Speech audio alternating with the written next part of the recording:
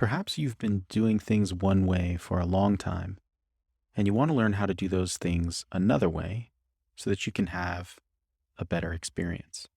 It may be time to get serious about observing how change happens for human beings and to stop using a fantasy model for growth you want to experience. Most people operate as if change happens when you collide with the right information, meet the right guru or coach, or come across a new idea that holds the key to your problems. People become fascinated with learning why they do things the way they do them. They seem to believe that knowing the why they are the way they are holds the key to changing their experience of life. People tend to think if they just had access to the best information, they would experience a transformation. Often, these same people read books, get excited about new material, and then move on to the next book soon after, since reading the last one didn't result in change. They may hire a coach or attend a conference held by someone who says they have the answers. After listening to the expert for some time, they are really excited. Soon, though, when the change doesn't happen, they conclude that the expert must not have been so impressive after all, and move on to another solution.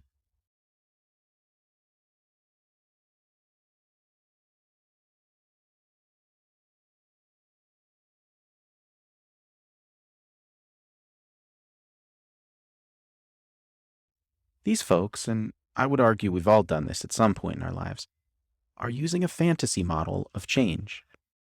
The fantasy is that change will happen suddenly and occur as a breakthrough. That change comes from an outside power or circumstance. That we are passengers in the process.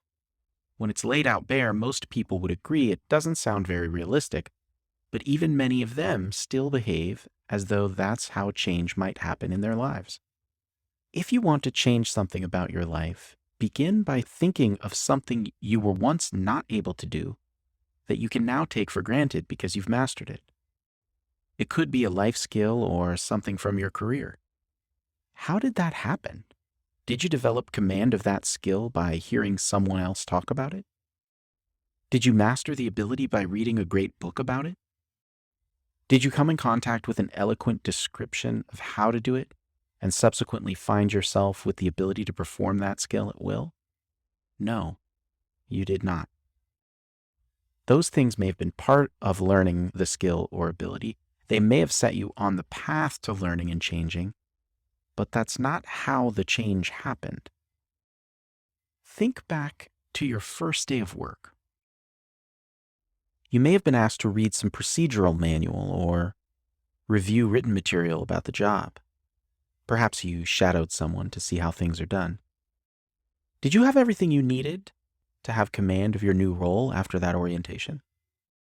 How long would it take a brand new person off the street to be as good at your job as you are? Why is that? Now remember that first time you hit the gym to build strength. It was likely awkward, and you may have felt out of place. How did you become comfortable? The answer applies to a remarkable number of things you once could not do that now you can. How did you learn to walk? How did you learn basic math? How did you develop the strength to run a 10K? How did you get good at a sport or a hobby?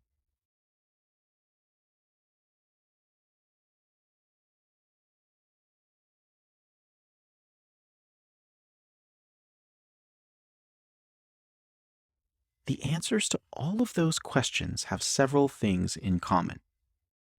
1. You collected some basic information. 2. You went through an awkward beginning. At this stage, you weren't very good at the thing. For many projects, you may have gone through some degree of pain while you learned. 3. You did not quit. 4. You practiced basic steps again and again. Then you practiced some more. Over time, you acquired strength, skill, and ability. While there are many variations to the details of how you learn, the above listed steps are present for the vast majority of examples. If you want to experience something different and better, you'll have to do something different over and over again. If you find it's difficult, painful, risky, or discouraging, that doesn't mean there's something wrong with what you're trying. It probably means you're just not good at it yet. You already know how to remedy that and master the change you wish to make in your life.